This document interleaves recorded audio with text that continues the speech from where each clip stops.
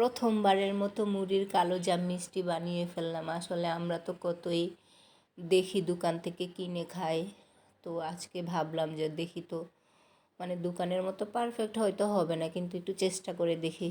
আর আমার একটু নতুন কিছু এক্সপেরিমেন্ট করতেও ভালো লাগে। তো এদিকে আমি এক বাটি মুড়ি নিয়ে মুড়িগুলো আমি ব্লেন্ড করে নিয়েছি। চুলায় আমি দুধ জাল করে নিচ্ছি। এখানে আমি 2 কাপ দুধ দিয়েছিলাম।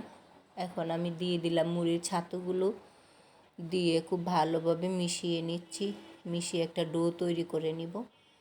আর আমার মেয়েটাও আসলে মিষ্টি পছন্দ করে, তো ভাবলাম যে আমার এক্সপেরিমেন্টও হলো, আবার আমার মেয়েটাও খেতে পারবে কিংবা আমরাও খেতে পারবো। দেখি কতটুকু কি হয়। আর এর আগেই বলেছি যে আমি আসলে কোনো রেসিপি পারি না, জাস্ট আমি যা বানাই আপনাদের সাথে সেগুলোই শেয়ার করতে চলে আসি। এখন একটু ঠান্ডা করে এর মধ্যে আমি দিয়ে দিলাম গুঁড়া দুধ 1 কাপ এবং 1/3 কাপ দিয়ে খুব ভালোভাবে মিশিয়ে নিচ্ছি।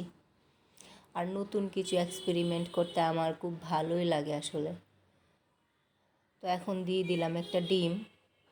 প্রথমে ভেবেছিলাম একটা ডিম দিলেই হয়ে যাবে, কিন্তু পরে মাখানো দেখে আমার মনে হচ্ছে একটা ডিম হবে না, পরে আরও একটা ডিম দিয়ে দিলাম। দিয়ে আবারও খুব ভালোভাবে আমি মিক্সড করে নিব।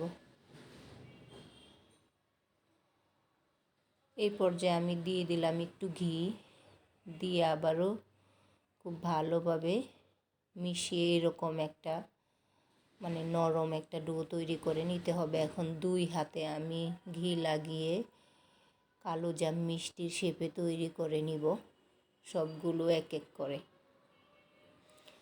মানে বিশেষ করে আমার শুধু মানে লাস্ট ফিনিশিংটা কি হয় সেটাই আমি মানে অপেক্ষায় ছিলাম, হবে কি হবে না। যাই হোক, তো সবগুলো আমি এক এক করে বানিয়ে নিচ্ছি।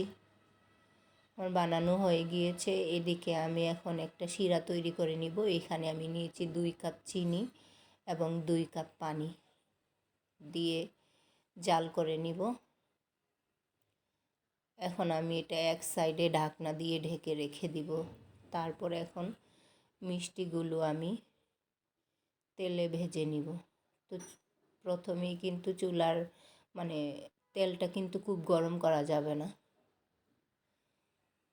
তো এই যে দেখেন আমি কোনো নড়াচড়া করিনি, এগুলা আপনা আপনি উপরে উঠে আসবে। তো এরকম লাল লাল করে আমি ভেজে নিয়েছি। আসলে সবগুলো এক কালার হয়নি, মেয়ের জন্য তাড়াহুড়ো করছিলাম। এদিকে আমি যে চিনি শিরাটা তৈরি করে রেখেছিলাম সেটাতে আবার আমি বলক উঠিয়ে আমি মিষ্টিগুলো ঢেলে দিলাম। দিয়ে নেড়ে চেড়ে আমি ঢাকনা দিয়ে 5-6 মিনিটের মতো জাল করে নিব। এই যে আমি কিন্তু ঢাকনা দিয়েছিলাম, কিন্তু আমি আসলে সেই ফুটেজটা নিতে ভুলে গিয়েছি। তো যে এরকম দেখেন মিষ্টিগুলো একদম ফুলে ডাবল হয়ে গিয়েছে। তো এই যে আমার মুড়ির কালোজাম মিষ্টি হয়ে গিয়েছে।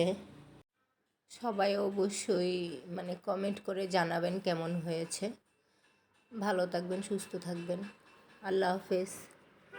অন্য কোনো ভিডিওতে আবার দেখা হবে।